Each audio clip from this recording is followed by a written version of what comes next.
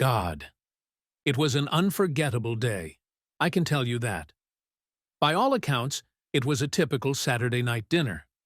Even young Rachel was there, who, as was often the case, was staying with us for the weekend. I suppose I'd better explain why Rachel was there. Rachel's mother, Andorra, who incidentally I hadn't met at the time, was a widow and worked almost every weekend as a dispatcher in a taxicab. Otterly and Rachel had become best friends back in high school, and they'd often slept over at each other's houses ever since. Eventually, it became standard procedure. Rachel slept over on Fridays and Saturdays, while her mother worked 12-hour night shifts and carved out a few hours to sleep during the day. Marge, Otterly's mother and my ex-wife, obviously knew Andorra well, but to be honest, I never saw her at the time. Not for any special reasons that I can name, unless Marge thought that beautiful Andorra would turn my head. It was just the way circumstances were. I was traveling a lot at the time.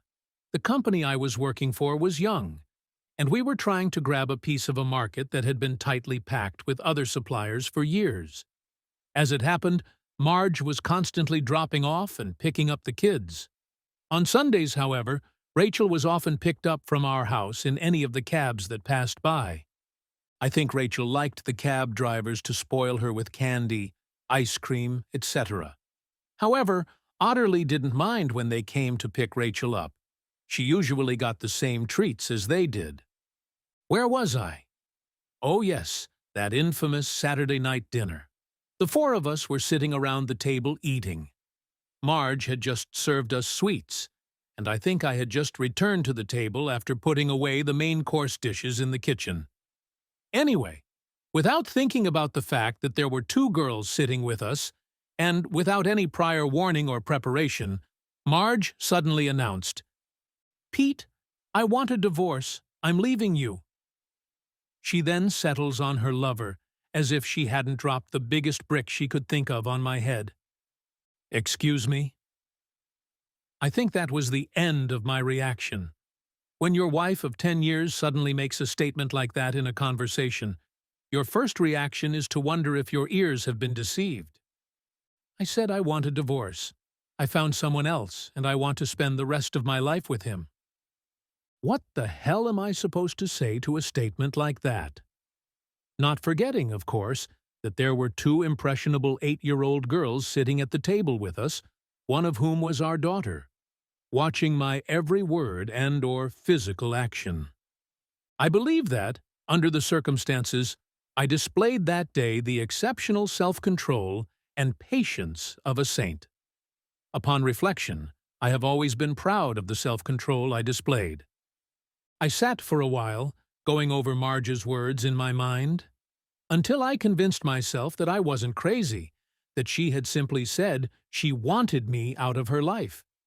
I must have made some stupid statement like, "If that's the case, I'm going apartment hunting tomorrow," or something like that. Remember, I was in a state of shock at the time, so my recollection of the details is probably somewhat faulty.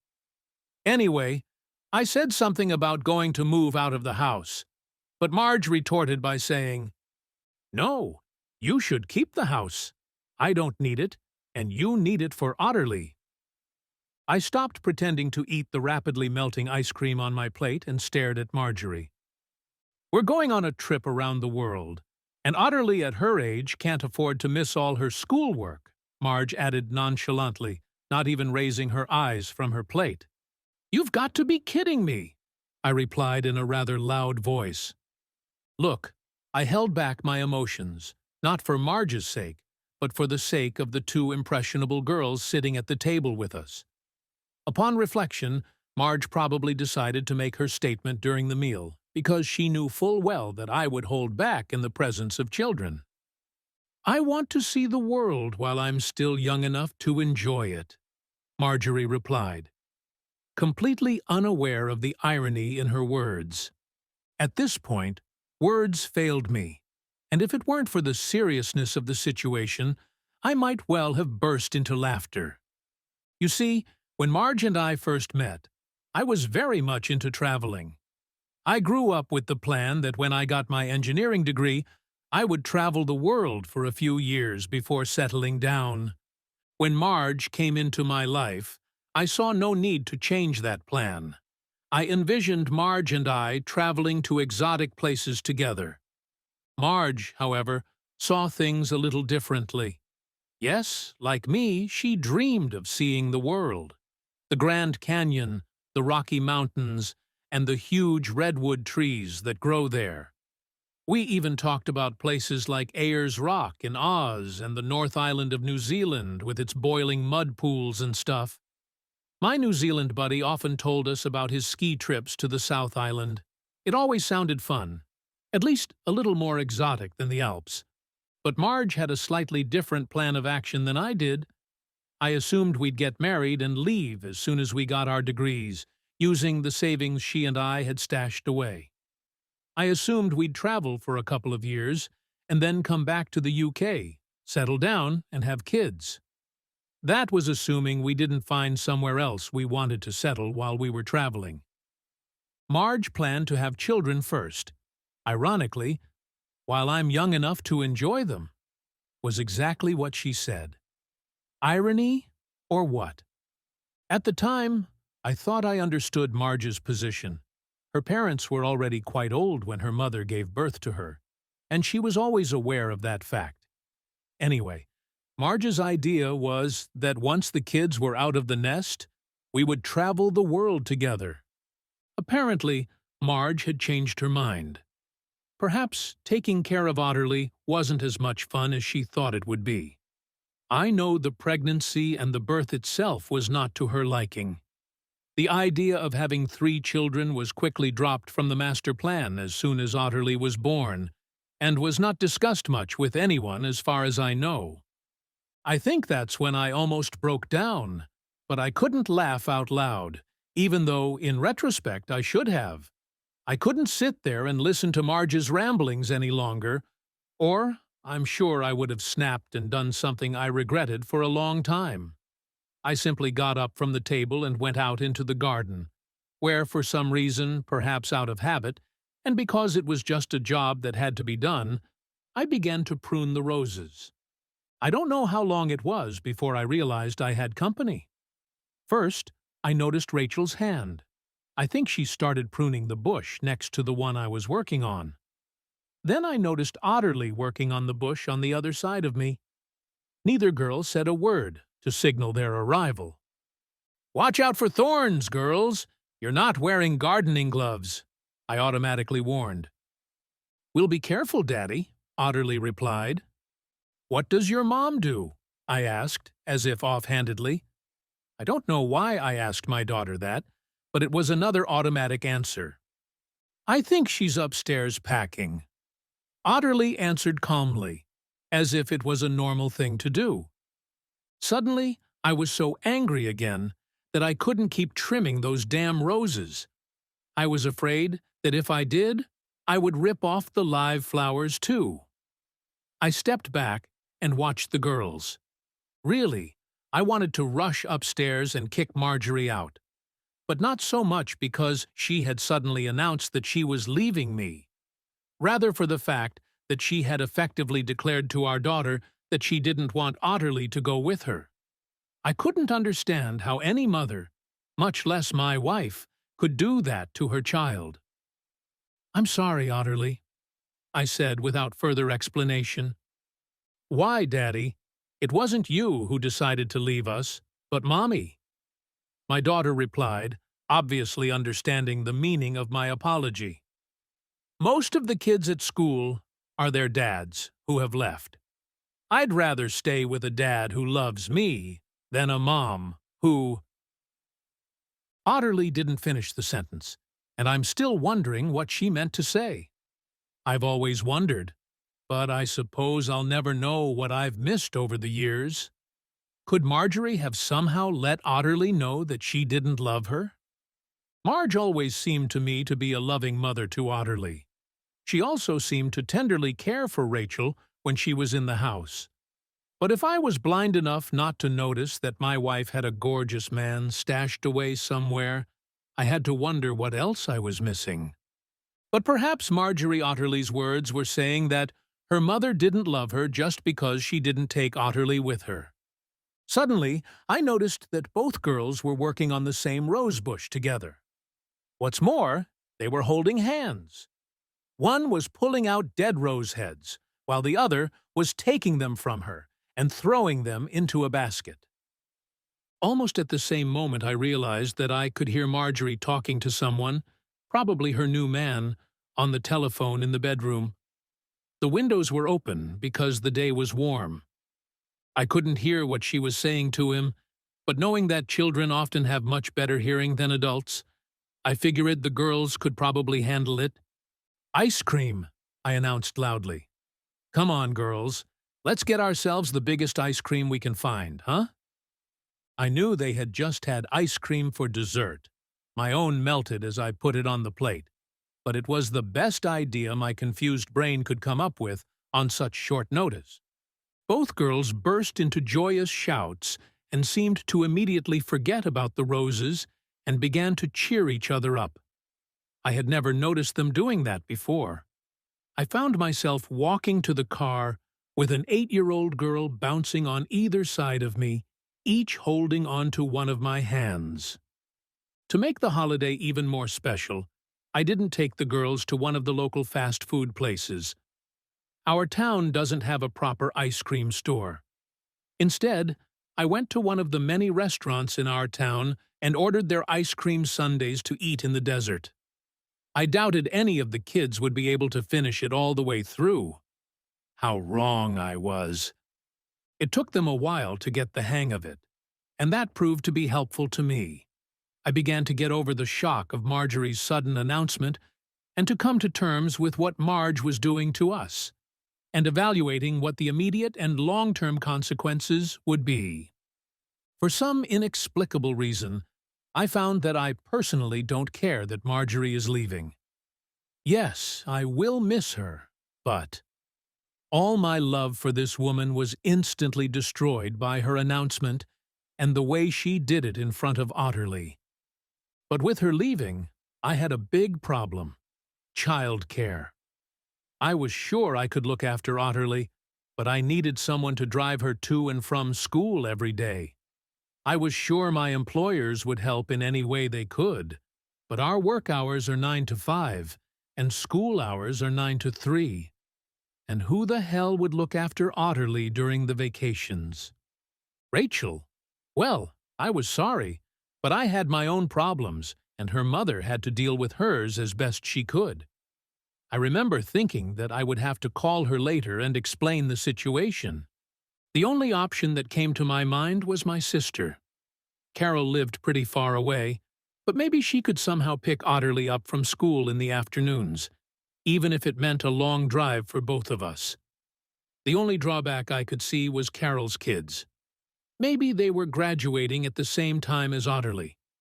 I pulled out my cell phone and called Carol. Maybe if I threw the ball into her court, she'd come up with some kind of plan. Carol was always pretty good at this sort of thing. "What did she do?" shouted Carol into the receiver while I explained Marjorie's statement as briefly as possible, trying not to go into details, what I knew of them, because the girls were sitting at the table with me. I myself was surprised at how little I had learned from what Marjorie had told me. I had no idea how long her affair had lasted, and I didn't even know who she was having it with. "Carol, I told you Marge ran off with some guy and left us." "Who? What guy?" Carol asked. "I have no idea, Carol. Just some Casanova she picked up somewhere, I guess. I didn't bother to ask." "His name is Ronald," Otterly announced, taking me by surprise. "He's a library customer," Rachel added, not wanting to fall behind. Marge had already been working part-time at the library for several months. "Just to make money and get out of the house," she said.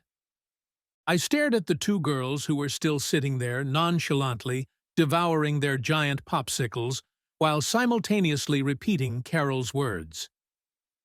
"But my problem is this, Carol. I have no idea what I'm going to do about picking up Otterly from school every day. I can drop her off in the mornings and get to the office a little later, but there's no way I can finish at 2:30 every day. It's okay, Daddy. Rachel's mom will pick me up from school. Otterly pointed this out with the logic of a child, and before Carol could reply, "It wouldn't be fair to ask her to do that every day, Otterly." I tried to explain to the child. "Oh, that won't be a problem," Otterly informed me. "We've thought of everything, haven't we, Rachel?" Rachel looked up from her ice cream, nodded, and then smirked at me.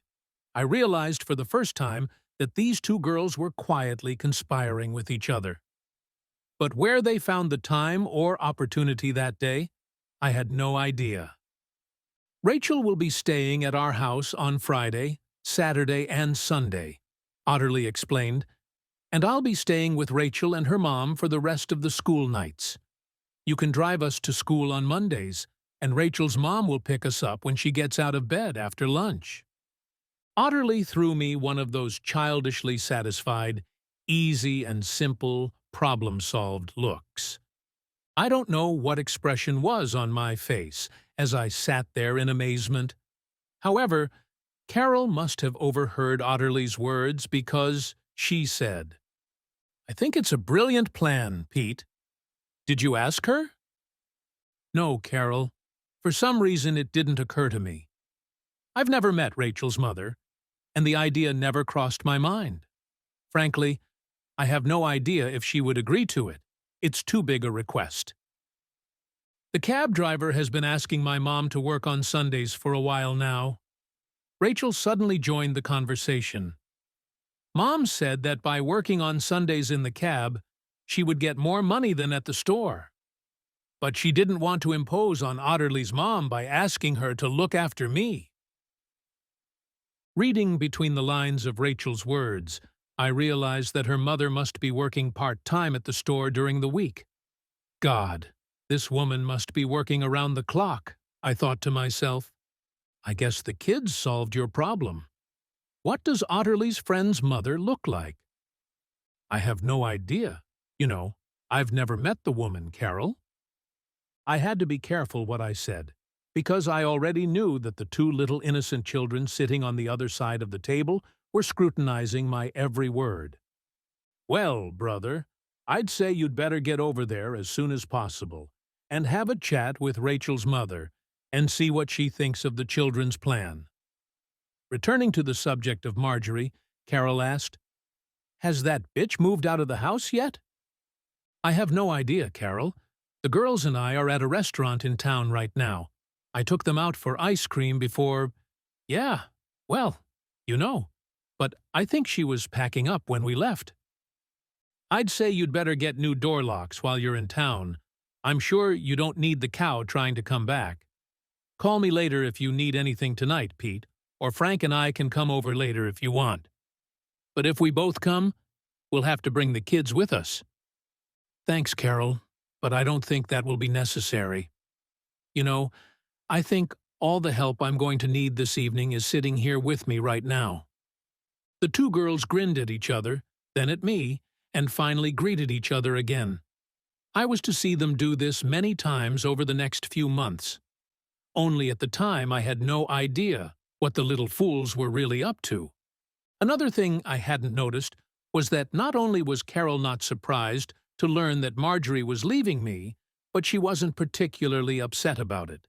But I would never say that the two women got along well together, and they certainly couldn't be called close friends.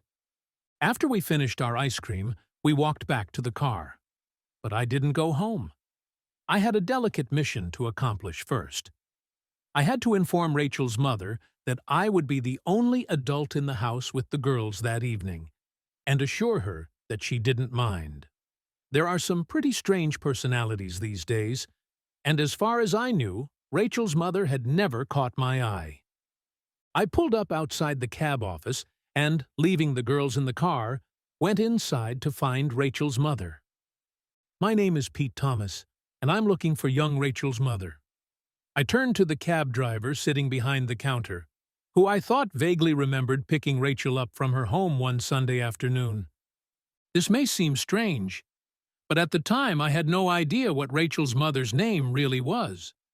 Both Marge and Otterly always called her Rachel's mom, and Rachel always called her mom.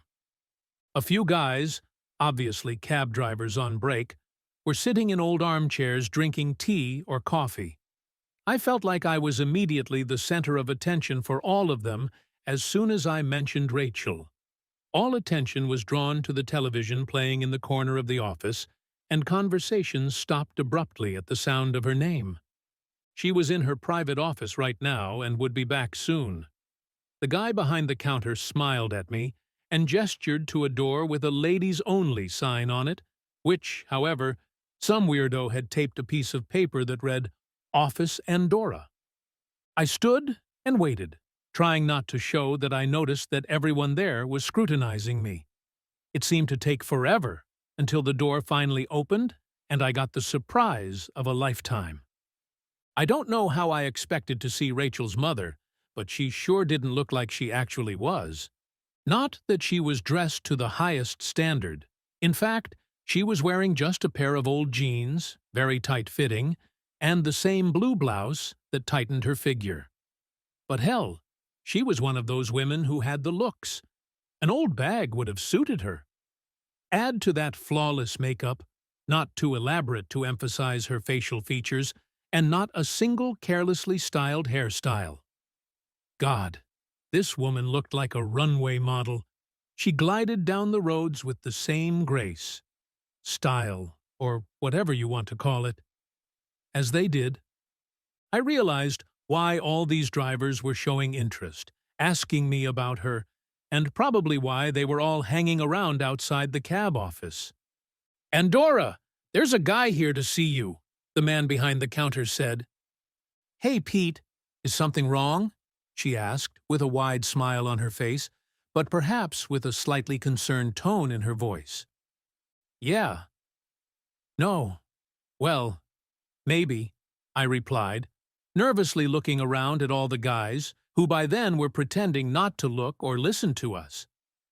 "But Rachel's fine, and there's nothing to worry about. I just think I should let you know what's going on. That's all. Can we talk somewhere private?" Instantly, all the guys started getting up from their seats, apparently to go outside and leave us alone in the office. But Andor told them to stay, and we went outside. "What's up, Peter? Aren't you a little too smart?" Andor said as the door closed behind us. But then she noticed the girls huddled against the car window and waved at them. "The problem is this. Andor—" Marjorie left me. I stuttered. I felt really weird talking to her and even calling her Andor, since this was the first time we'd met. It also confused me that she recognized me immediately and knew who I was. I was sure we had never met before. "My goodness, you poor thing," was her first reaction. Then her mind must have realized the possible consequences. "Does this mean we have a babysitting problem today?" Oh no, Andorra. I was still having trouble with that name. "It's just that we've never met, and I thought, well, I don't know what I thought.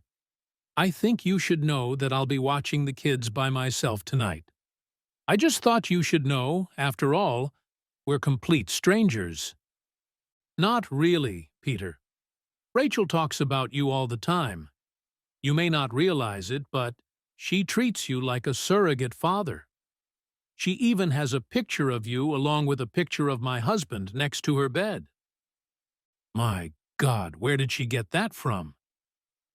Otterly must have given it to her as a gift. Anyway, do you want me to take the day off and take the girls or something? I can, if you want to be alone.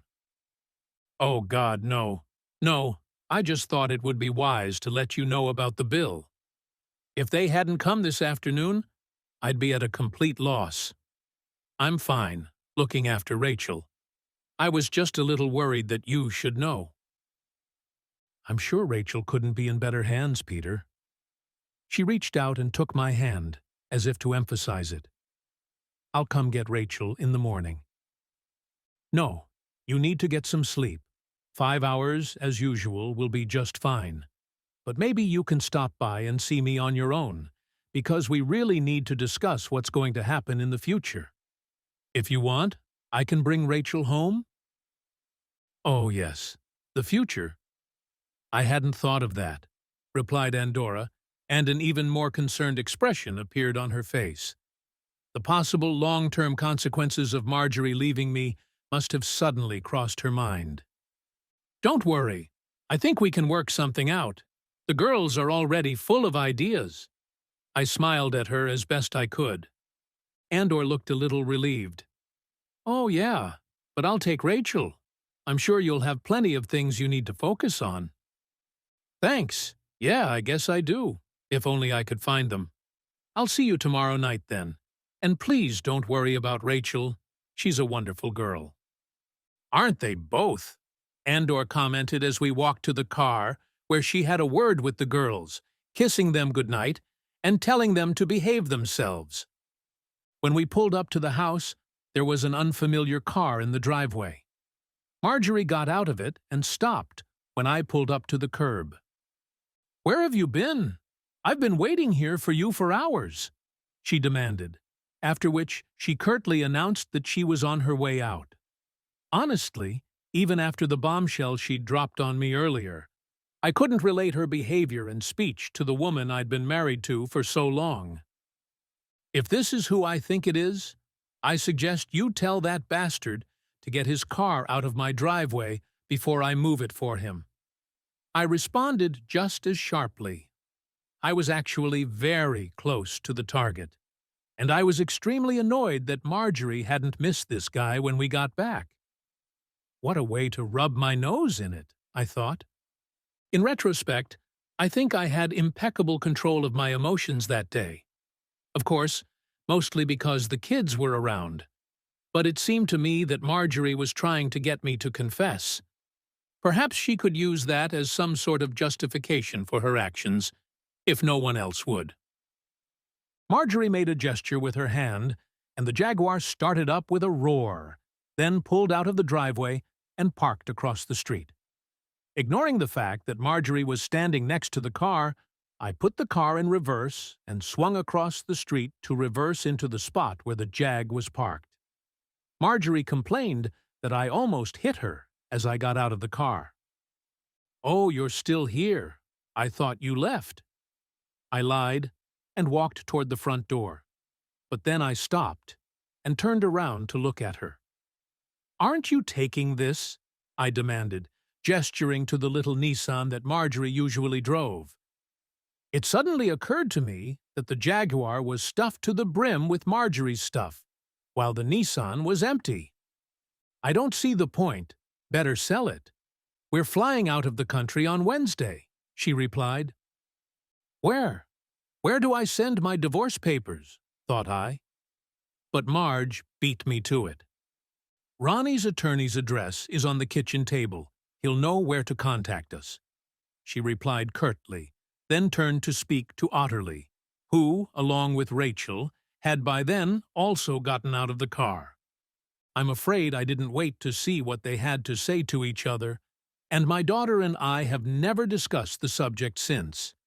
But it couldn't have been anything special, because a few seconds later both girls followed me into the house and closed the door tightly. What I didn't see, but heard, somewhere in the back of my mind, was the distinct slap of their hands as the little devils exchanged greetings again. I'm afraid to say I paid no attention to the sound at that moment. The girls and I settled down on the couch and watched a little TV, after which I told them that I thought it was time for them to go to bed. They both gave me a quick kiss on the cheek, and then went to bed without argument. As I recall, this was a first on Otterly's part. I have no idea what time I eventually went to bed, though I admit I had a couple glasses of whiskey that night to help me sleep. Sunday morning, I awoke to the familiar smell of frying bacon permeating the house. For a moment, I forgot that Marjorie had left and looked at the clock, wondering if she had gotten up early on Sunday. Then, the memories of the previous day came over me, and I looked around the room, Something was wrong or out of place, but for a few seconds I couldn't figure out what it was. And then it occurred to me that when I had gone to bed, there had been signs of Marjorie's departure everywhere. The drawers of the chest of drawers were half open, the closet doors ajar. Now, they weren't just closed-all signs that Marjorie had ever existed, were gone from sight. Even the damned pictures of her mother and father, which I remembered noticing when I noticed she was gone, weren't on the dressing table, now completely empty. I got out of bed and headed for the bathroom to do my usual ablutions, and to my even greater surprise, the personal items I was sure Marjorie had left there were also gone. I had to assume that, while I was asleep, I'd had visitors over to clean up, and I had only two possible culprits. "Come on, Dad.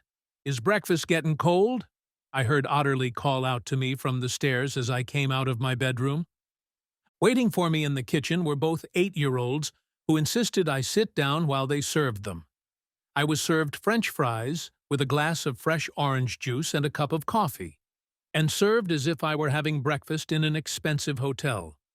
The two girls apparently settled for cornflakes, orange juice, and tea.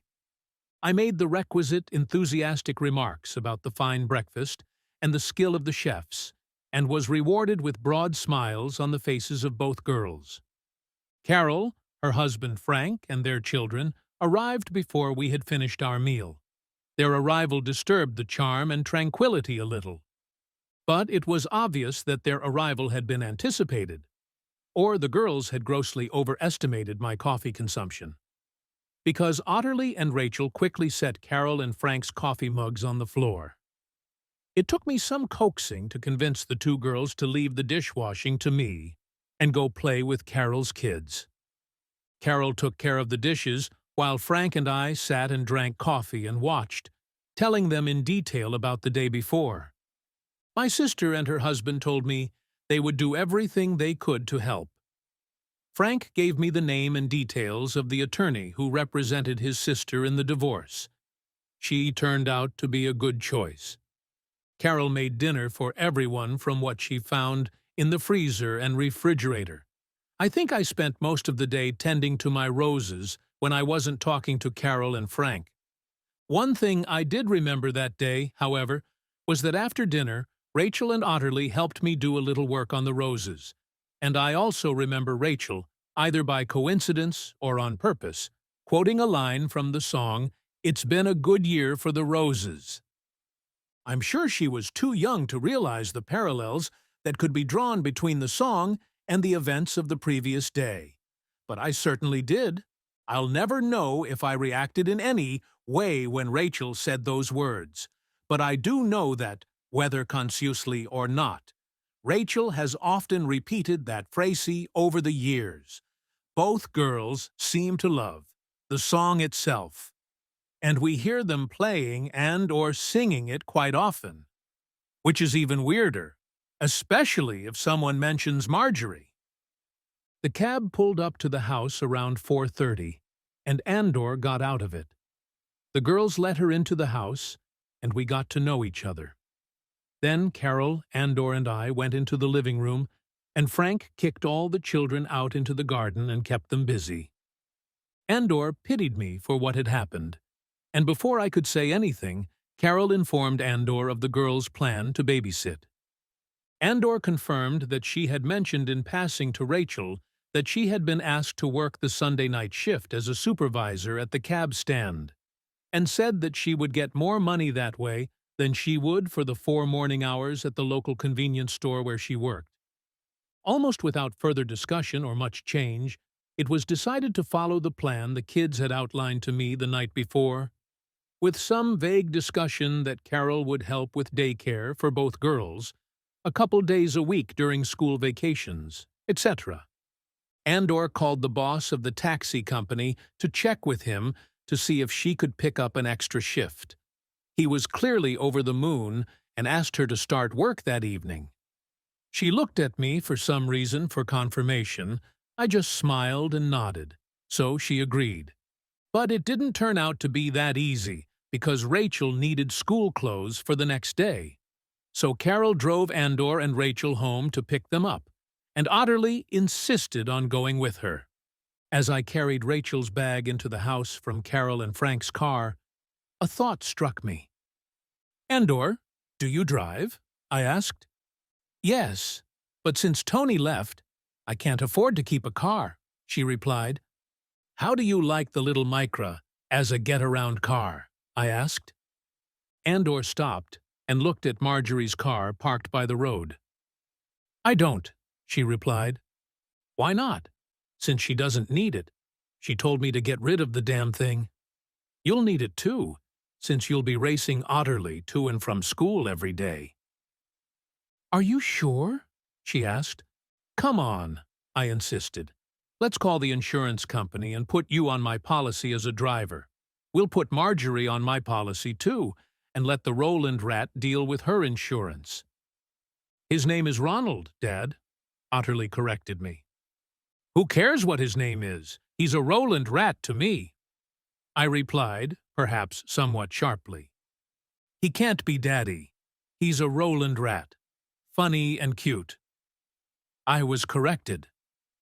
Well, you can't argue with my daughter's logic, so I agreed and changed things up a bit. "Okay, if you insist, it'll be a Ronald rat." I smiled at her. For those not in the know, Roland the Rat was a puppet character on a morning television news show at the time. Over the next few weeks, we all got used to the new routine. Although Carol, often with Frank and the kids, would show up on Saturday mornings to check the contents of the pantry and advise me to restock. She would usually finish cooking and have lunch unless we went out to eat. And yes, it's true. Carol never actually wore white gloves, but she tended to make her captain's rounds when she was in the house. Housework isn't exactly my forte, but I soon found that I had nothing to do in the evenings when Otterly wasn't home. I tried to do little and often, and I think the house was almost always in sight. Carol, at any rate, never found cause for criticism. I was lonely on weekdays, but in time I got used to it. On Fridays, when I came home from work and found Andorra and the girls there, it was wonderful. Very quickly, Andorra started cooking meals for all of us before heading out for her Friday shift. The bad times came during the week, especially when I came home from work to an empty house and woke up in the morning. Never mind that I felt resentful of Marjorie for what she had done. When after so many years of marriage, you suddenly find yourself waking up alone in bed every morning, boy, that just takes some getting used to. There were some complications with the divorce. Marge and her gorgeous man had left the country and apparently traveled extensively. I read that, judging from the fact that Marge's lawyer was having trouble keeping in touch with her, that perhaps her beau was deliberately trying to make things difficult. I eventually found out that his very upset wife was demanding that he pay child support for their children. I met with her one day when both she and my attorneys were meeting for a council of war. But frankly, I had my own problems and didn't want to get involved. I know she eventually managed to block all his accounts in British banks, and I believe she eventually got all his assets in the UK. Without interfering, I helped in any way I could by informing her lawyer of Marge's whereabouts when she called home to speak to our daughter. The credit for getting this information, however, goes to Otterly, because she became adept at prying out Marge's exact whereabouts when she called. And then, not very cleverly, the little rascal would pass this information on to me at the first opportunity. Whether Otterly knew the reason I needed that information or not, I don't know. Strangely enough, the difficulties Marjorie's lawyer had encountered went in my favor. After another court hearing in which Marjorie's attorney asked the judge to call another recess because he was waiting for Marjorie to answer some question, the old man lost his temper. He demanded to know where Marjorie was, and when the poor attorney was forced to admit he had no idea. The judge turned to me to ask if I had any knowledge of her whereabouts. "I'm sorry, sir," I replied, rising to my feet.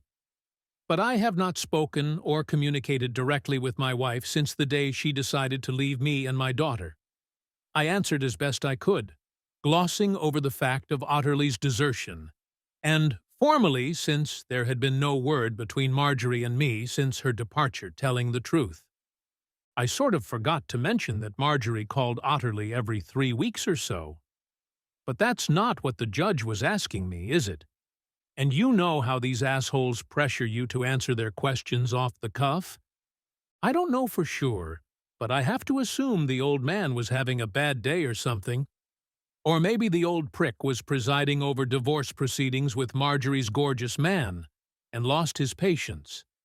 Suddenly I heard him utter, "Unreasonable behavior, my grounds for divorce, can be interpreted in many ways." Briefly, he said that Marjorie's unwillingness to communicate with her own attorney was one of them. He then suggested that I had grounds for demanding a divorce on grounds of desertion. But be that as it may, he immediately granted my demand and gave me full custody of Otterly. I don't see how joint custody of the child can work in this case. If Mrs. Thomas cannot communicate effectively with her legal representative on this matter, what chance does Mr. Thomas have of sharing with her the important decisions regarding their daughter's well-being? Bick lectured Marjorie's attorney. "Mr. Thomas," said the old man, again addressing me directly, "as of today, I give you full and exclusive custody of Otterly, and completely terminate Mrs. Thomas's parental rights to the child, but with one caveat." The judge turned to Marjorie's attorney. "If Mrs. Thomas wishes to appear before me in person within 21 days, I can persuade her to reconsider her decision. Will you endeavor to inform her of this?" Marjorie's lawyer replied that he would do his best to convey the information to her. After listening to the poor man's reply, the old man raised his eyebrows and turned his attention back to me. "Well, Mr. Thomas, I don't hold out much hope of that, and I doubt if I can be persuaded to change my mind. What surprises me is that you haven't demanded alimony from your wife." "Frankly, I don't see much chance of getting them, Your Honor, unless Marjorie ever returns to the country," I replied. The judge leaned forward and spoke briefly in a whisper to his secretary, and then began going through some papers, looking for something on his desk. "I think we will make a temporary order for £100 a month after all. It's only a nominal amount to set a precedent. Like you, I very much doubt you will ever receive it. But if Mrs. Thomas returns to the jurisdiction of this court, we can adjust that amount in the future. I advise you to instruct your legal representatives to verify any assets Mrs. Thomas may have in the UK." That was it. I walked out of court a single man, and with all the assets gained during the marriage, and apparently with any other assets that Marjorie had in the country, if I wished, if we could find them. I never bothered to look for it. Checking the call log at home the following Monday, I noticed that there had been an international call the day before, probably while I was mowing the lawn, which would explain why I hadn't heard the phone ringing. The call had obviously come from Marjorie. She was the only person calling from abroad. Strangely, neither Otterly nor Rachel mentioned the call, nor, as usual, informed me of Marjorie's whereabouts. You can assume they didn't, but I know I guessed. Although, since Otterly wasn't in court that week, I tried not to think about her divorce. I wondered how the girls knew about the 21 days. I doubted the social worker assigned by the court to watch over her interests would have told her. As time went on, Marjorie's calls to Otterly became more and more infrequent. This didn't surprise me, because from the few that were within earshot, I realized they were very one-sided. Not counting my daughter's subtle inquiries about exactly where Marjorie was, but those too stopped as soon as her posh man's divorce was settled. By the way, I have no idea how Otterly or Rachel found out about this information, that his divorce had already been settled. I seem to have come to the conclusion that Since he's local, his kids probably went to the same school as the girls. Perhaps the kids conspired and shared the information. But if so, the girls didn't tell me anything. I suppose the same reasoning could be used to explain the information the girls originally had about who, when, etc., when Marjorie first made her statement and moved out. Adults too easily underestimate children's understanding of exactly what is going on. I can't remember now, but I think the divorce was final about 4 months ago. I took Otterly and Rachel to a movie one Saturday afternoon, and we were eating hamburgers at the local McD's when Rachel announced that she and Mom would be moving home soon. I innocently inquired as to the reason, of course, and Rachel informed me that their apartment lease was up for renewal. But her mother thought the landlord wanted to raise the rent too much. No, at that moment I didn't see or realize what was going on, and that another conspiracy was afoot. Come on, these were two 9-year-olds, and luring me out for an ice cream or two, or even a day of vacation, was completely expected. But the fact that they had contrived and planned to trick me into inviting Andorra and Rachel to move in with Otterly and me, I didn't even realize. They set the trap on Friday night, when we all ate dinner together, prepared by Andorra before she left for her shift at the cab office. Otterly, seemingly innocently, asks Andorra if she has already found a suitable apartment. Before Andorra can answer, Rachel starts telling horror stories about the places they've seen. Although Andorra managed to figure out that they weren't as bad as Rachel had described them. For some reason, I had completely overlooked the fact that if Rachel had seen those apartments, so had Otterly, because the two girls were always together, regardless of which one of us, Andorra or I, was looking after them.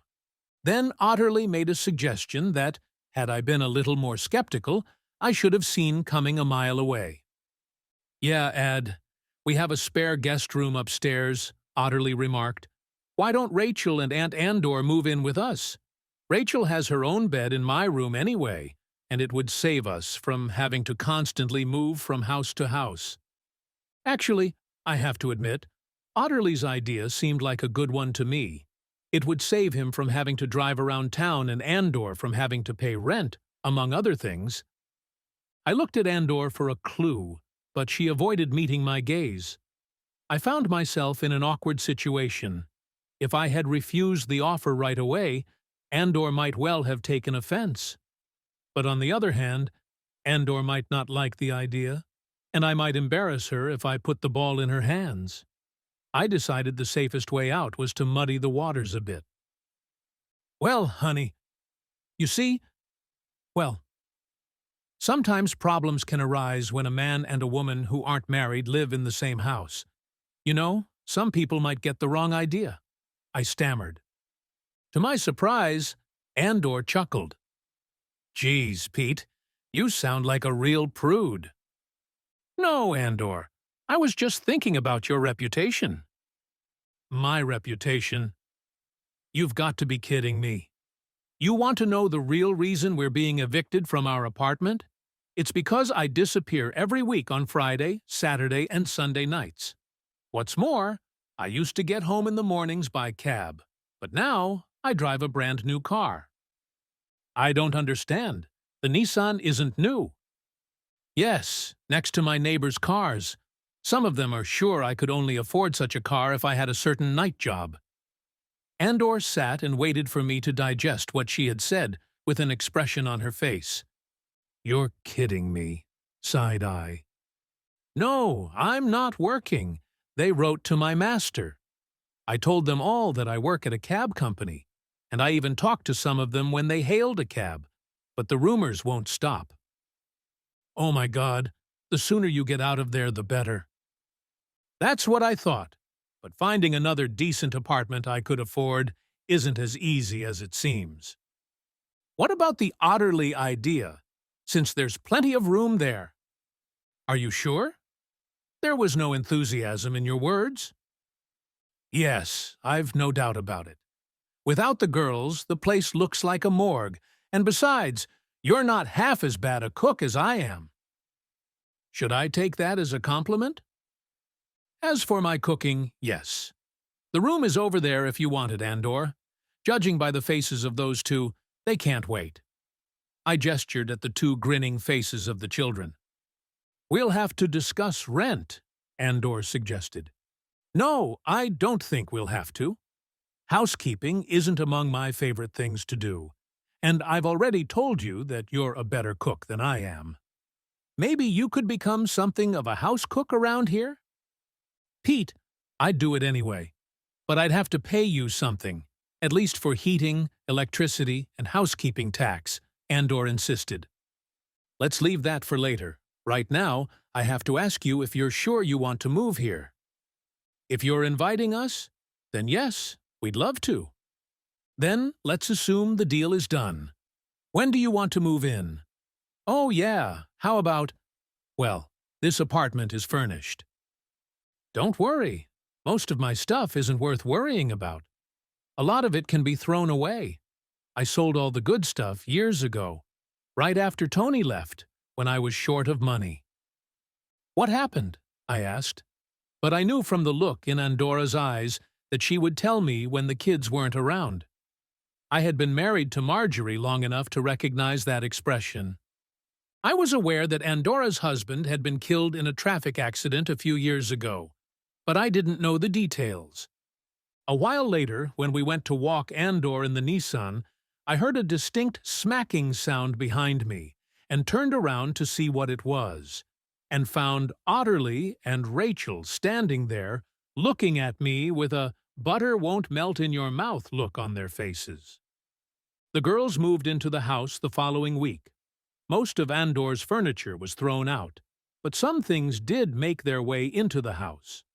Other things were stored in the garage, and her television and music center ended up in the girls' bedroom. The house was suddenly a complete home again.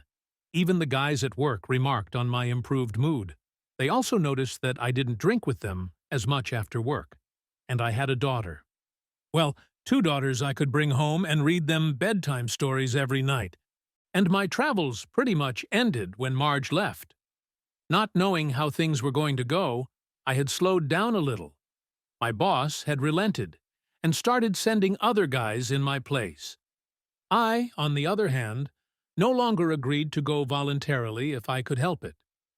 Soon after moving to Andorra, I began to fall in love with this woman, although at the time I thought I was very good at not showing it. What did you expect? Andorra was a pretty tidbit of real estate by any standards. Maybe a year or so younger than me, she seemed to be able to present herself in impeccable form, regardless of what she was or wasn't wearing. Sure, I'd seen her walk between the guest room and the bathroom a few times wrapped only in a bath sheet, but that was it.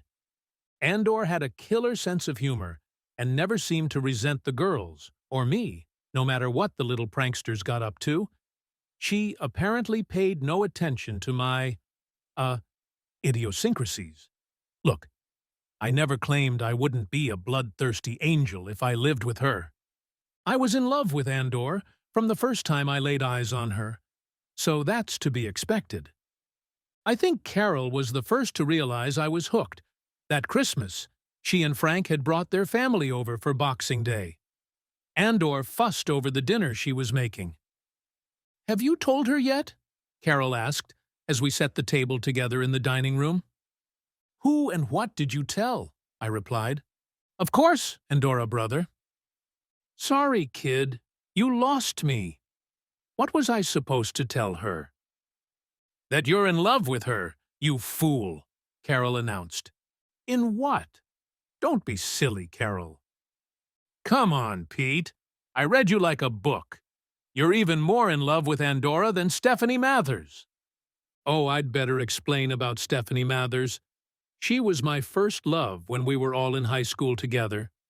My friend Carol and I had idolized this girl for several years before I got up the courage to ask her out. She led me on for a while, and then broke my heart by leaving me for dead. Stephanie was immediately and irrevocably declared persona non grata by my sister and her friends. Some of them comforted me over the months that followed. God, they made sure I forgot about Stephanie as soon as possible. Of course, I've grown attached to her. She's a very sweet person, Carol. But I'm in a delicate situation. The status quo suits us both. If I do anything to upset the balance, oh my God, I might smash the apple cart. Peter, this woman is as much in love with you as you are with her. You dance around each other like schoolboys in love. What the hell are you talking about, Carol? Pete, to get from one end of the room to the other, you both walk a long way, so there's no chance of you, God forbid, touching each other. So we don't want to invade each other's personal space. Nonsense. There are only two reasons why two people living in the same house can do that. Either you hate each other, which I somehow doubt because no one has ever heard a single word, slip between you, or you're in love with each other. And don't try to fool me. You've never once exchanged a suggestive joke. That's unusual for two people who spend so much time in close proximity to each other. Think back to the jokes you exchange with the girls at the office. No, you're both too afraid of ruining what you have. So you think Andor has a thing for me? My God, Pete. She dances the same way you do. You both dance to the same tune. Even the girls can see that. So what am I supposed to do? Hell no, Peter. Tell her how you feel, I guess. Come on. She's not the first woman you've called to work your golden tongue. You knew how to get girls until you got involved with that bitch. You never liked Marjorie, did you? No, I never trusted her. I felt like she had you wrapped around her finger and then led you around by the nose. About the same way Otterly and Rachel are doing it now, but I doubt you'll ever see it. The difference is that those two little girls really love you. And I never thought Marjorie did. Oh, you are mistaken, Carol. Of course, Marjorie loved me when we were married. Think what you like, Pete. You've seen love. I've seen a girl who got off easy. You had a hell of a job for a young man your age. And you did bring home the bacon. Christ, Frank wasn't making half your paycheck when I married him. I was always sure Marjorie only saw you as a pound sign. No, you're wrong, Carol. Never mind. It doesn't matter now, does it? Peter, someone has given you a second chance at happiness. There's a woman in the kitchen who I'm sure is in love with you. You just need to find a way to melt the ice. No sooner had the conversation gone any farther than we heard Andor approaching. She entered the dining room to see how the preparations were going, and Carol and I had to change the subject. During this meal, Carol kept catching my eye and making subtle head gestures toward Andorra. She also seemed to enjoy the private banter with Otterly and Rachel, but I don't think anyone else noticed. I almost broached the subject of Andorra a few times over the next few days, but ducked at the last minute. It was New Year's Eve, and Andorra was working. Carol and Frank picked up the girls so I could go to a party with friends from the office. I didn't want to leave the girls, but everyone insisted. Conspiracy again. I don't think so. Too many unconnected people. What happened that night must have been a coincidence. It was about 4 in the morning, and the party was winding down. Those who were going home had already dispersed to their homes, and most of the others had gone about their business. Unable to find a single comfortable free place to spend the night, and having drunk too much falling water to even think about going home, well, unless I wanted to get there in one piece, I hailed a cab. Hey, gorgeous, why don't you send one of the guys to drive me home? Maybe not exactly the words I used, but that's roughly what I said to Andor when she answered the call at the cab service. Are you mad, Pete? Andor asked. You bet I am, babe. I had a hard time deciding which of those two phones to call. I'll have one of the guys over in 5 minutes. Thanks, honey. Oh, and Pete. Yes, beautiful. Try not to throw up in the back seat.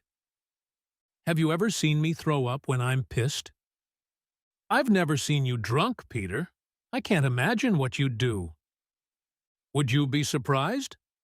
You bet I would. Now Phil is hitting the road, and please don't make a mess in his car. We've got enough guys trying to get the smell of vomit out of their cars as it is. Your word is my command, my love. If that's all you meant? What? Never mind. Phil's already out the door. Why don't you try to find your way to his car? Andor said, laughing. Then the line broke. Jesus, Pete, you're bleeding from your skin, said driver Phil, who obviously knew who I was, even if I didn't know who he was, helping me into the back seat of his cab. But when he got behind the wheel, even in my intoxicated state, I realized he wasn't headed for my house. You're going the wrong way, I told him, or rather, scowled at him. You're going to need someone to put you to bed, and I have no intention of doing the honor. I think I know who will volunteer. It's pretty quiet around here right now. One of the guys can sit on the bleeding phones for the rest of the night. Honestly, I must have fallen asleep, because the next thing I knew, Phil and Andor were already dragging me from the back seat of the car. I may have indeed been acting a little helpless, especially when Andor clutched at my arm to help me get to the door and through it. However, I needed Phil's help to successfully make it up the stairs to the bedroom. As soon as he was gone, I started acting like a possum again, and Andor started unbuttoning my clothes, trying to make me comfortable. You know you can do stupid things when you're intoxicated. You can get away with things you'd never dare to say when you're sober. For me, it was the perfect opportunity to try my luck. But maybe the booze didn't help me choose the best words.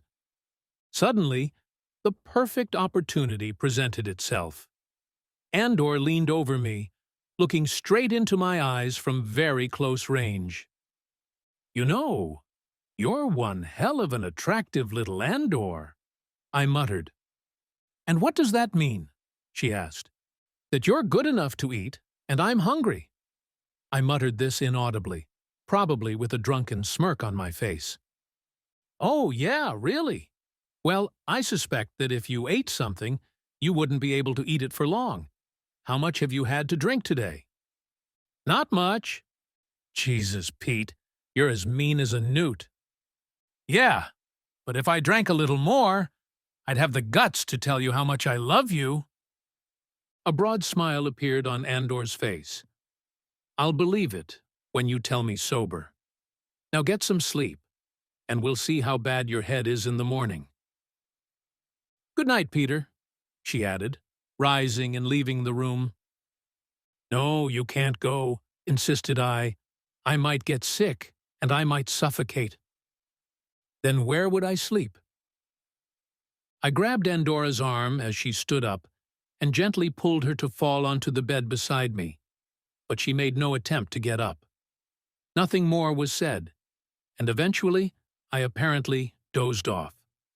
Probably pretty quickly, since I had so much booze in me. Andora was right. The daylight pouring in through the bedroom windows was not helping my condition, and I was somewhat disappointed to find that she was no longer in the bed next to me.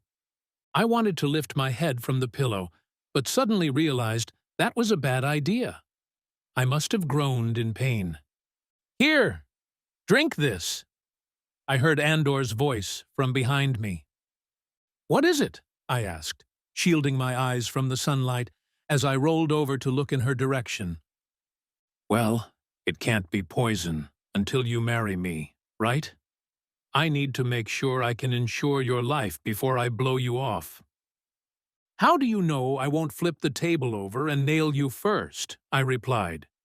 If Andor wants to play comedian, I figured I'd try to be witty too. No, you can't do that. You have 2 daughters to look after. One of them is yours. They don't see it that way, Peter. They like to think of themselves as sisters, and they both think of you as their father.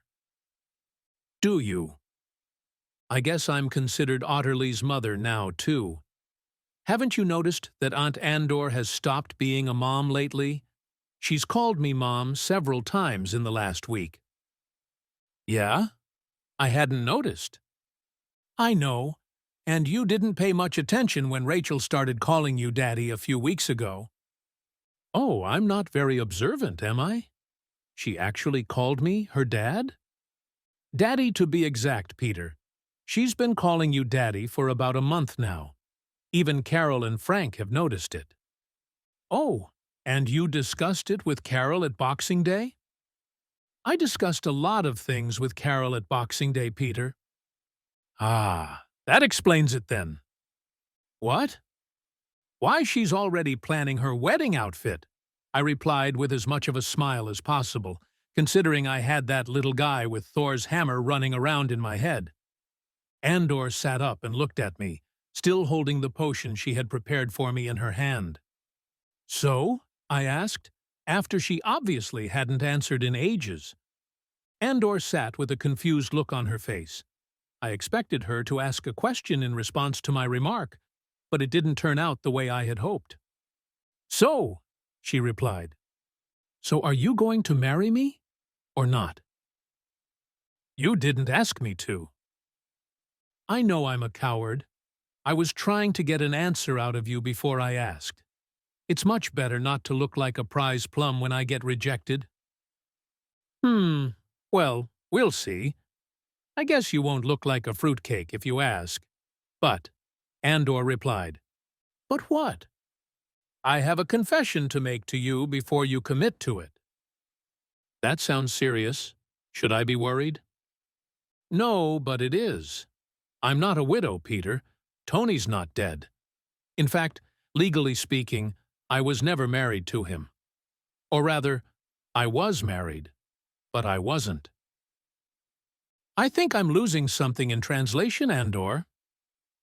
Tony was a bigamist, Pete. He was already married when he married me, so legally my marriage to him is invalid. Oops. You can say that?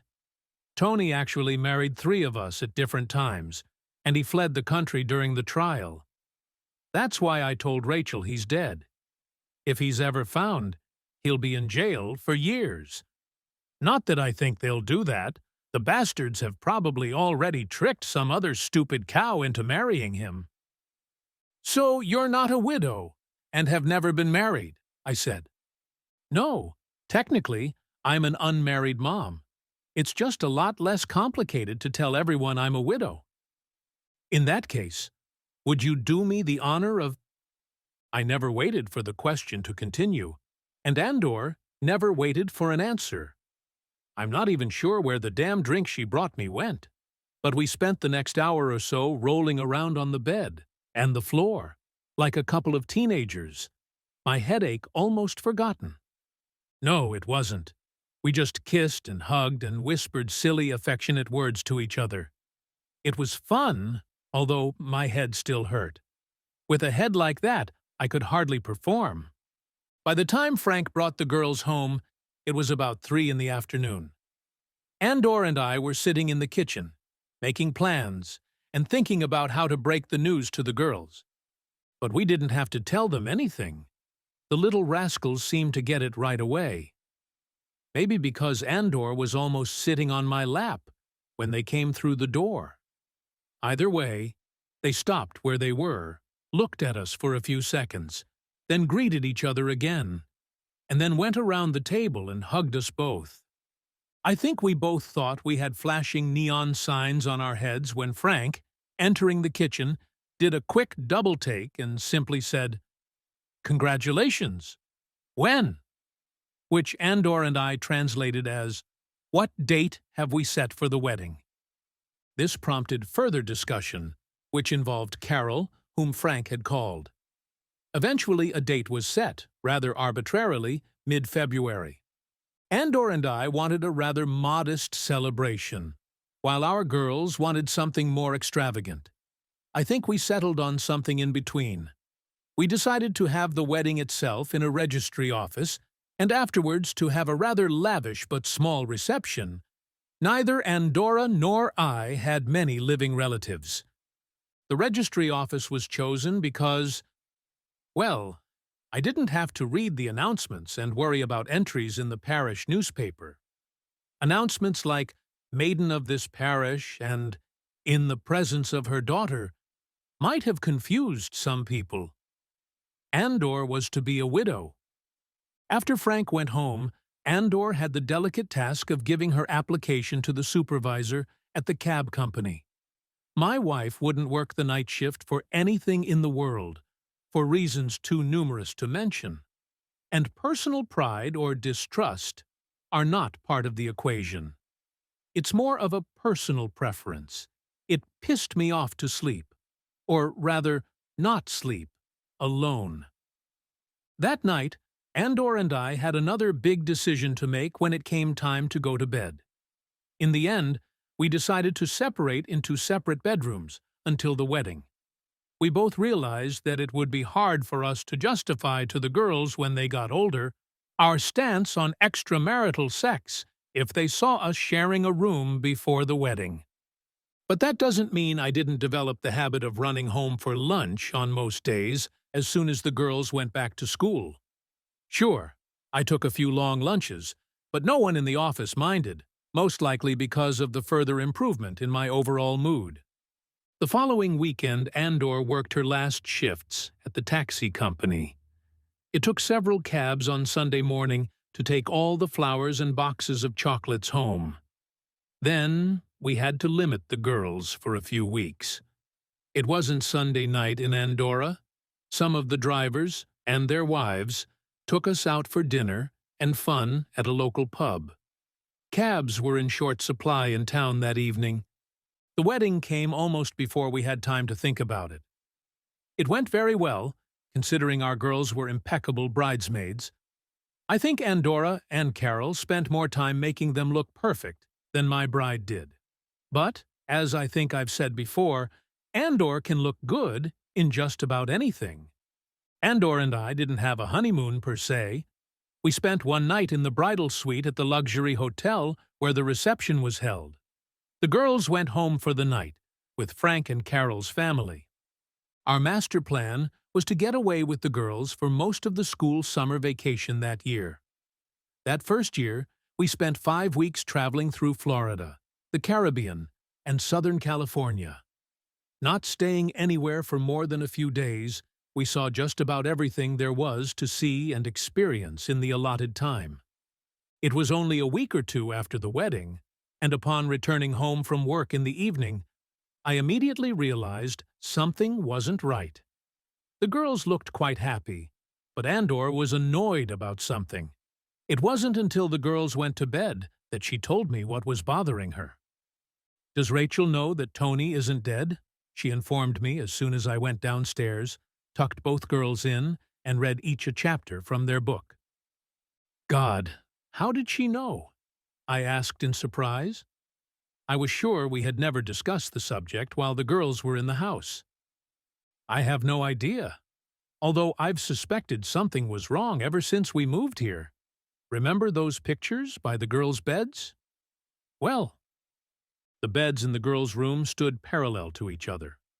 There were 3 small closets, one on each side and a third in the middle.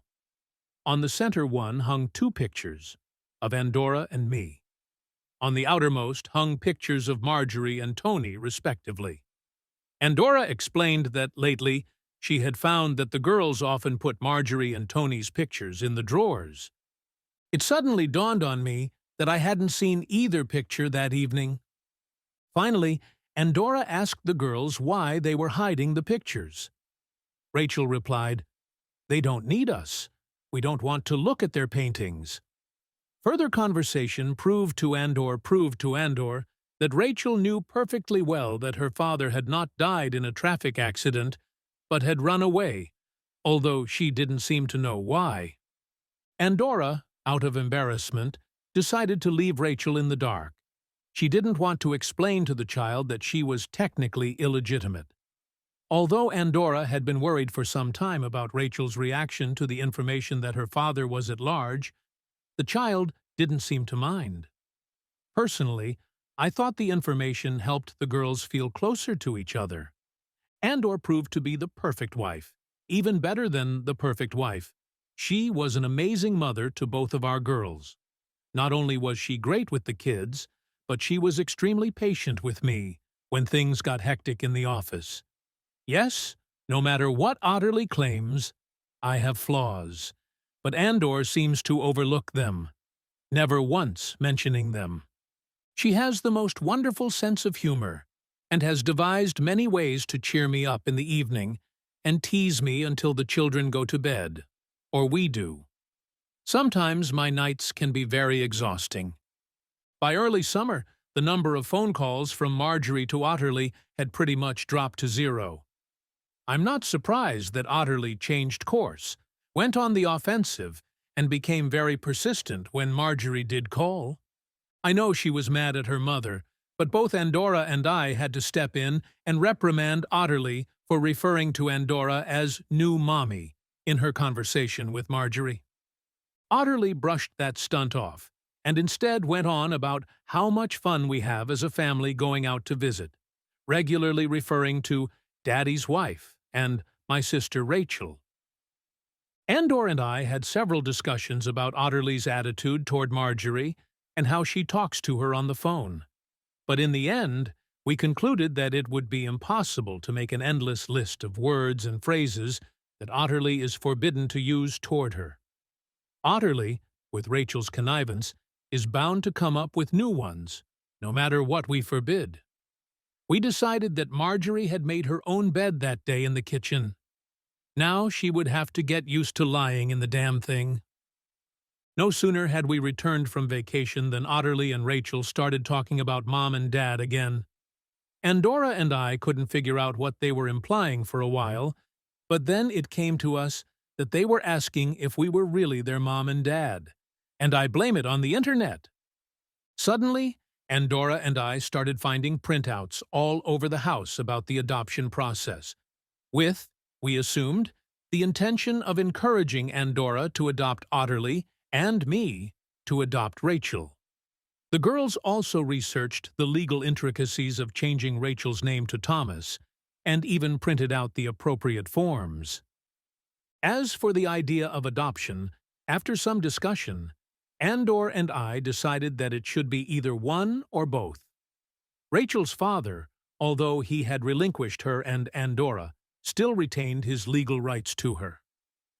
We ended up putting the problem in the hands of the same attorney who handled my divorce. It took over a year, but eventually we were able to get Tony's parental rights terminated, and both adoptions took place. Coincidentally, or by our attorney's intent, the same judge who handled my divorce case presided over Tony's termination of parental rights, and I strongly suspect that may have had something to do with his decision. Legally, our family now consisted of Mr. and Mrs. Thomas and our daughters Otterly and Rachel. We discussed the possibility of adding to the family, but ultimately decided not to add to it, which was the plan. Shortly after we were married, I was promoted at work, and with the promotion came a bigger paycheck and the ability to delegate more responsibilities. Our summer trips became regular, and I really think Andor planned them as a sort of compensation for not having time to travel when I was younger. In our second year of marriage, we spent 5 weeks traveling around Europe. On the third, we visited India, a surprisingly large country, and Sri Lanka. On the fourth, we visited Australia and New Zealand. And yes, we miscalculated by going there in the middle of winter. But we're British, and it was hard for us to notice the difference. By the time our 5th summer came around, we knew a lot about traveling. Otterly and Rachel, who were each 14 by then, had their own video cameras and were already busily documenting our travels. Canada, the northern U.S., and Alaska were planned for that year, and for most of the winter and spring, all 3 of my girls made detailed plans. By then, I had left them to themselves, only occasionally mentioning the name of some unusual place I had heard of years ago, and knowing that we would stop there sometime during the trip. But there was one thing I don't think either of us thought about. About 2 years after we were married, Andor and I started getting Christmas cards from Marjorie. Otterly always got Christmas and birthday cards from her. But we had no idea why she suddenly decided to send Christmas cards to us. We couldn't reciprocate because none of the cards had a return address. However, the thing is, and I suppose the rest of the family didn't pay attention to this, they all had Canadian stamps on them. This led anyone who thought about it to believe that Marjorie and Ronald had settled somewhere in this country. Unfortunately, Marjorie was rarely mentioned in our house anymore, and I don't think she called Otterly on the phone for several years, so no one brought it up. As always, the master plan for our extended summer vacation that year changed as we went along. When the girls informed me that there was no chance of us visiting all the places we wanted to in the time allotted, and this after we had cut the list down a lot. In the end, we decided to do an arbitrary line across the continent, as we had done a few years earlier. We will visit the West this summer and leave the East for another year. We arrived in Winnipeg on an Air Canada flight in late June, and after spending a day or two exploring the historic sites in the city, this is not a travelogue, so I won't go into detail, we set out on the tour in a rental car. From Manitoba, we drove west to Saskatchewan, then turned south and almost back through the Dakotas, Nebraska, and Kansas, before turning west and then north again, driving through Colorado and Wyoming, where we spent a few days at what we called a dude ranch. The horses were a pleasure to ride, but I think I'll stick to English saddles in the future. As comfortable as Western-type saddles are, I got the feeling that it wouldn't be easy to get out of them if something went wrong. However, I didn't have the slightest confidence that it would. The rein on my neck was also an interesting experience. There are two theories about riding horses or motorcycles when they get hit by wheels. Stay put and hope you manage to regain control, or back up and hope you fall to the ground, get back on your feet and run. The prospect of being on a horse or motorcycle with a squealing engine and spinning rear wheel landing on me was never my idea of a good time. Eventually, we entered Montana and stopped in a town I had heard about somewhere and had always wanted to visit. I must have read about this place in some Western. After checking into a hotel, motel, or whatever it's called, we headed to a restaurant, probably a diner we saw nearby. The restaurant was crowded and a little noisy, with all the customers chatting with each other. But suddenly, there was a great rumble, followed by absolute silence. Everyone fell silent, as is always the case in such cases. One of the waitresses dropped a tray of food for the poor. It's one of those reflex actions that you can't control, isn't it? Andorra and I, as well as everyone else in the place, started looking around to see who exactly had so clumsily prevented us from eating by dropping the tray.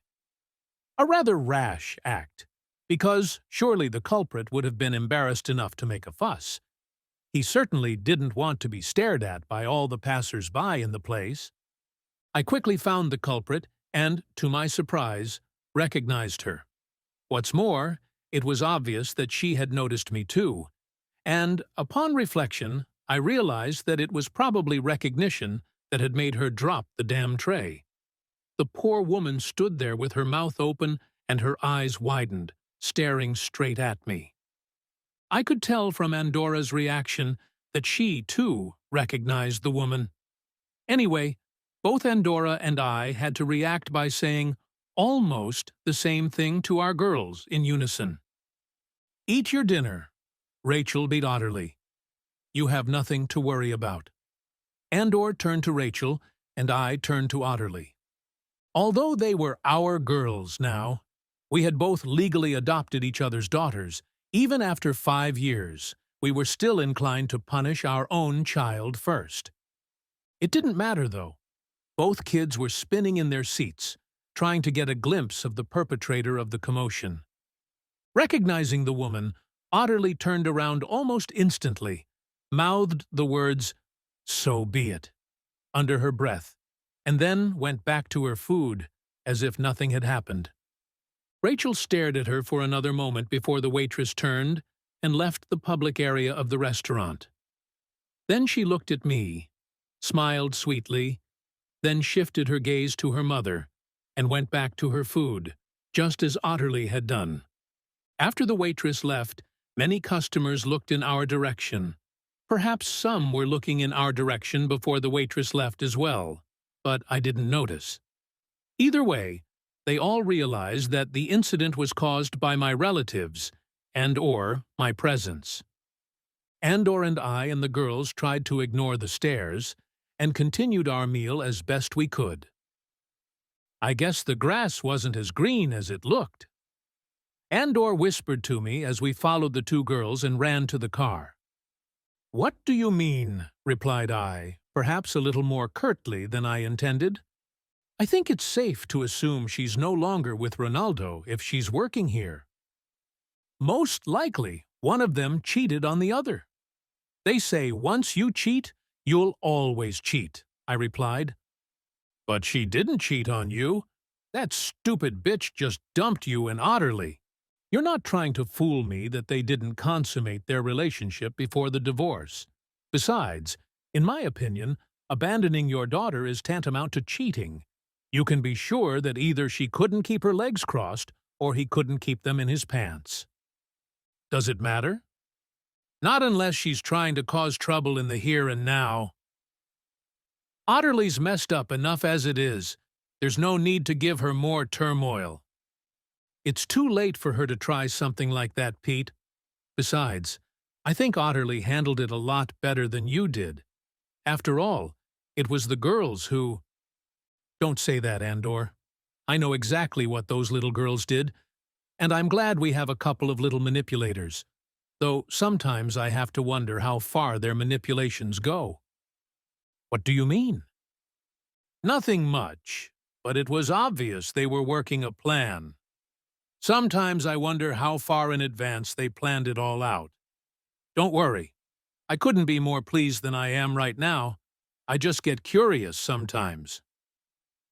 By this time we had gotten to the car. I unlocked the doors with the remote as we pulled up, and the kids jumped into the back seats.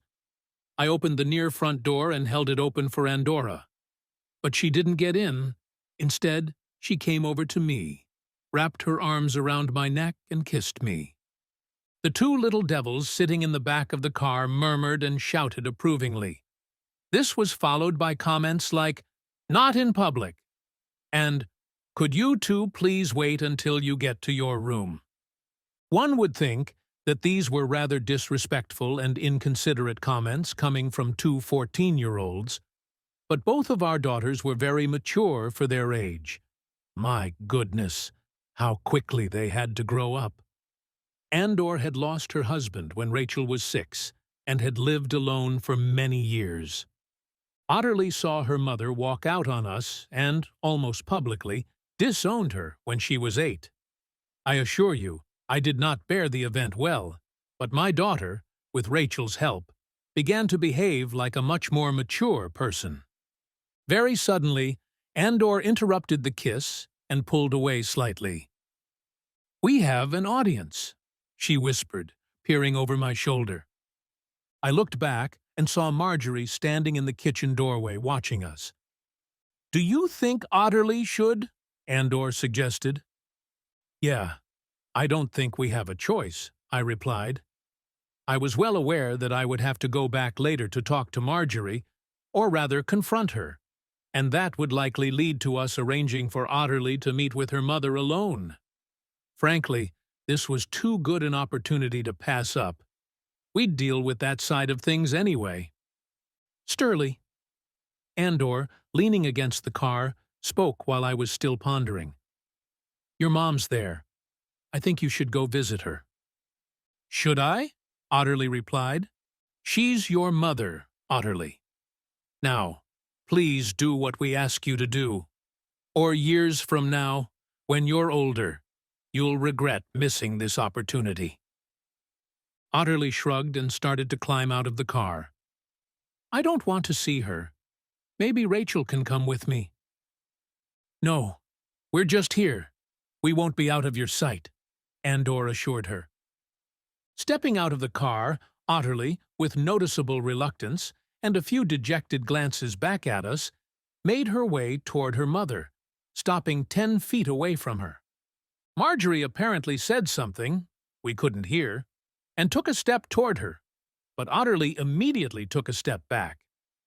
It was a little frustrating that we couldn't hear what they were saying to each other, although I think Otterly did talk a lot. We noticed that if Marjorie approached Otterly, the baby backed away. That's not good, Andorra muttered, apparently so Rachel wouldn't hear her. But as soon as she said it, Otterly turned and ran back to the car, jumped into her seat without a word, slammed the door shut, and started buckling her seatbelt. When I looked back, the doorway where Marjorie had been standing was empty, and I assumed she had gone back inside. I would have preferred to get in my car and get out of there, but Andor had a different plan, and she must have been halfway to the door before Otterly could fasten her seatbelt. So I stood there like a lemon for about 10 minutes, until Andorra returned. I threw a questioning look at Andor when she finally climbed back into the car. In response, I got one of those looks where Andorra seemed to be looking at me, but her eyes quickly ran over to the two girls in the back seat. The message was, "Shut up and drive. We'll discuss this later."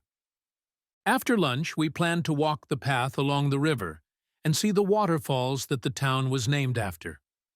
We had the impression that the hydroelectric dams had stolen some of their original grandeur, but they were still impressive.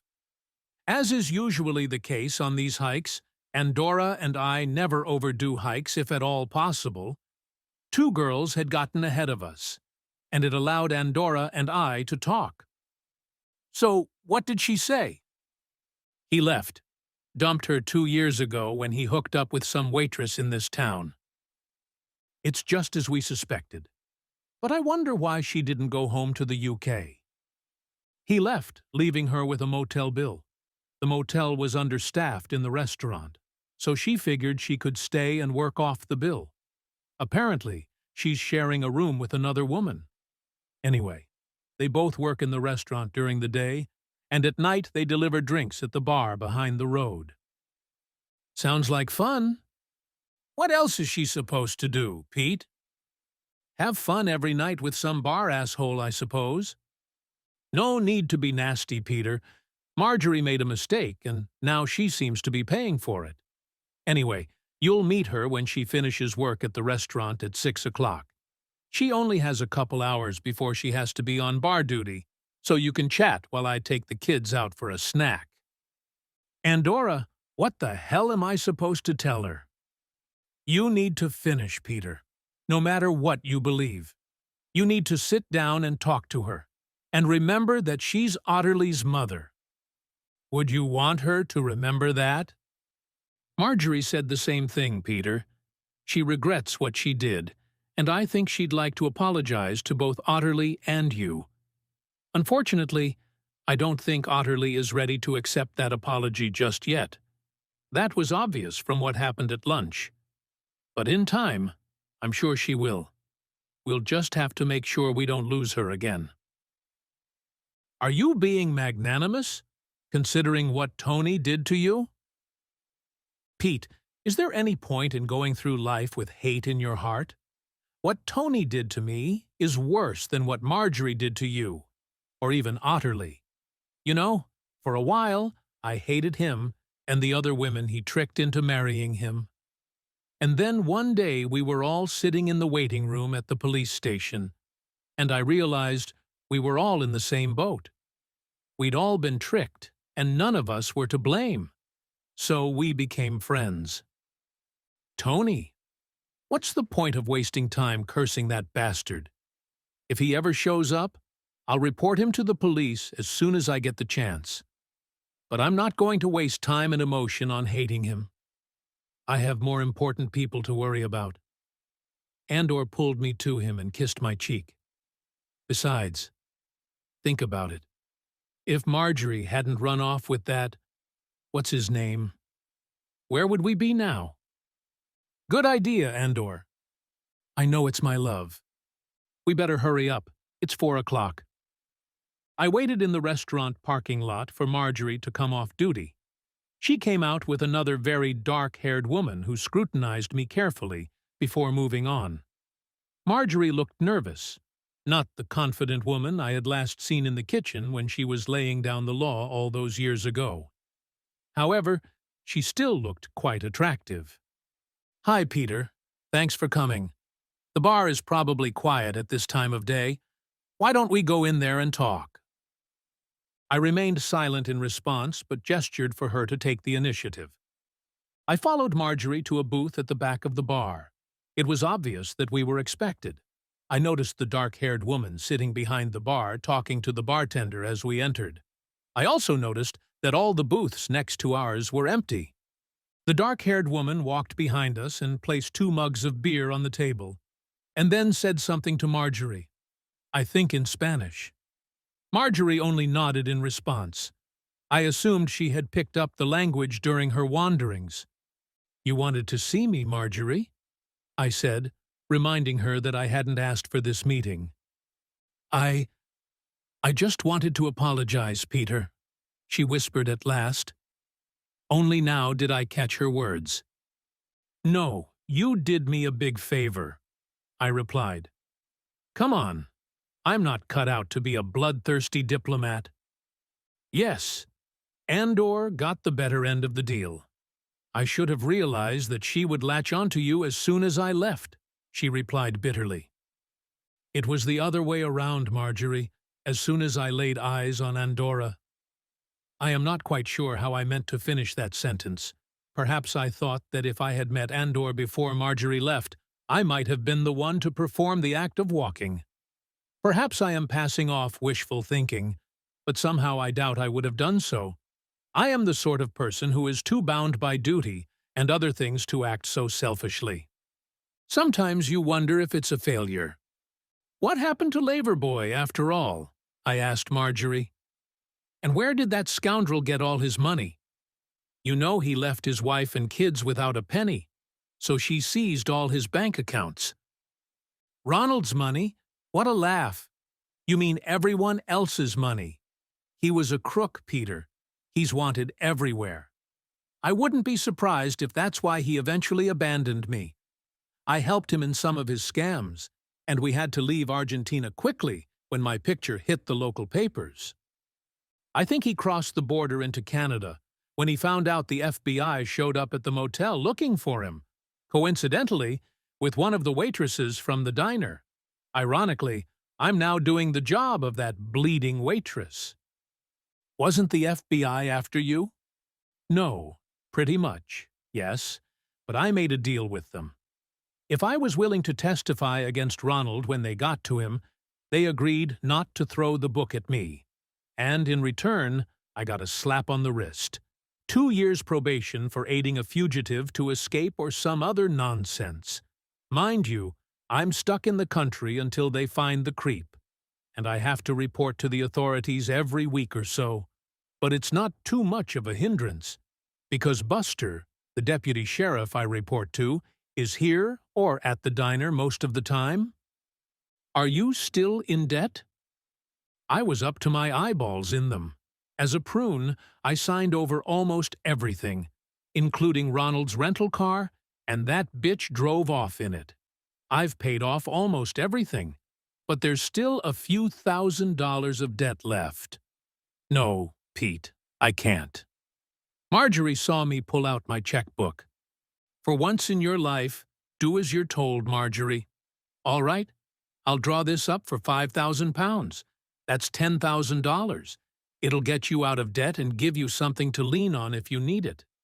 If in the future you decide to return to the UK, when and if they catch the creep, we'll help you find a place to live and get settled. But don't think that gives you the right to interfere and spoil our family. Oh, And you know the court stripped you of all parental rights to Otterly, don't you? She made that clear to me this morning. Oh, I'm sorry. That's not why we sent her. That's what I realized when Andor walked into the kitchen. Pete, I was stupid. I really never meant to hurt you and Otterly like that. I don't know. I just got confused by all of Ronald's exciting stories. It wasn't very interesting, I assure you. Marjorie, it was all a long time ago. To tell you the truth, I'm just glad you're safe and sound. But Otterly and I have a new life now, and I'm afraid you are no longer a part of it. Though Andor and I will do our best to keep Otterly in touch with you. That's more than I deserve, Peter. And I really don't deserve this check. Well, you had better take it. It will ease my conscience a little when we leave here tomorrow. In the morning we shall come to the dining room to breakfast. Perhaps we can get Otterly to speak to you civilly once more. I don't deserve the kindness you show me, Peter. No, Marjorie. I had to prove myself right, though I tried to convince myself otherwise. But you are Otterly's mother, and I can't help it. Now, if you don't mind, I'd like to go back to my family. Sure, sorry, Pete. I got up and left without looking back. When I tracked down the girls, you could tell they were all waiting for me, holding their breath. I think that's the right expression. I took Andor aside and briefly told her about my conversation with Marjorie and the money I had given her. She doesn't deserve you. That was Andor's only comment when I mentioned the check. That's basically what she said, I replied, kissing my wife. But you want it. Thank you, was all she replied to that comment. A little later, I connected with Otterly privately and was about to start the routine on You Only Have One Birth Mother when she informed me that Andorra and Rachel had already arrived. From that point on, the conversation didn't go as I had planned. Otterly informed me that she would now be happy to talk to her mother the next morning and would also try to keep her mouth shut. At the same time, she added the condition that she would not be alone with her mother, and Rachel or I must be present by her side. When I inquired why, I was curtly informed that one of us is always present during the fun. I don't know how I took that statement. I left it without comment. The next morning, Marjorie, Otterly, and Rachel, sat at a neighboring table and talked for a long time. I can only assume that Marjorie's friends had her back, because she must have had a job to do. The only part of the conversation that Andorra and I overheard was the two kids raving about how well the roses were growing in the garden outside their house. Anyway, all three of them were smiling most of the time. As we were pulling away, Marjorie walked to the car and kissed both girls goodbye. She then turned to Andor and I. These two are very lucky. They have found themselves the best mom and dad in the world. Saying that, she caught me off guard, and then turned and ran back into the restaurant. I think she cried on the run. I kissed my wife, then we got in the car and drove north to the border in Calgary. From the way they looked in the rearview mirror, I don't think any of the kids looked back or were particularly concerned that we had left that city behind. Epilogue. After we returned home that year, Marjorie kept in touch with her. Andor, I believe, made a habit of writing to her fairly regularly. We never found out whether the FBI had tracked down Ronald. But less than a year later, we learned that Marjorie was going to marry her deputy sheriff, or whatever his name was. We gathered as a family, and after much heartache, it was decided that we would decline the family's invitation to attend Marjorie's wedding. But I managed to slip in there alone for a few days to attend. Don't ask me why, but for some reason, I felt I had to do it. Buster, or Buddy as everyone called him, turned out to be a really nice guy once I got to know him better. He even picked me up at the airport and introduced me to all his friends and family. I learned from Buddy that Marjorie had been very frank and open with him from the beginning. She confessed everything she had done and told him how much she regretted what she had done in the past. It turned out that Buddy had arranged with several of his trucker buddies to send her Christmas cards, etc., to us from various cities in Canada. I believe Marjorie was trying to hide from us the true circumstances she was in. It's a bit odd to give your ex-wife away at her wedding, but apparently some idiot had to do the job. Maybe that's why I went to put an end to it all. I don't think Otterly and Rachel had figured out where I'd disappeared to for those 5 days, but they might have. Those two had always been one step ahead of me in just about everything. And, to be honest, they and Andor are still ahead of me. Over the next few years, we received news that Marjorie had given birth to 2 boys. But we never got to see them, except in pictures. Now that they're a little older, I suppose the boys interact with Otterly and Rachel on a fairly regular basis, but neither of my daughters mention them or Marjorie to me very often. Otterly and Rachel ended up marrying 2 brothers. Sometimes I feel very sorry for those poor girls. The girls are still incredibly close to each other and definitely play an important role in these marriages. When our 2 girls are scheming together, it takes a man to come out of it victorious. I don't think I've ever been able to do that. They both have 2 children each, and, suspiciously from my perspective, in both cases the girls were born remarkably close to each other, both in date and physically. Andor and I have enjoyed watching our grandchildren grow up and become very much like their mothers. I stepped down as managing director last year, and Andor and I are now enjoying an 8-month round-the-world trip. We are contemplating whether we will find a place where we want to settle down. But honestly, I think our daughters and their families will pull us home to the UK again. We haven't sold the house.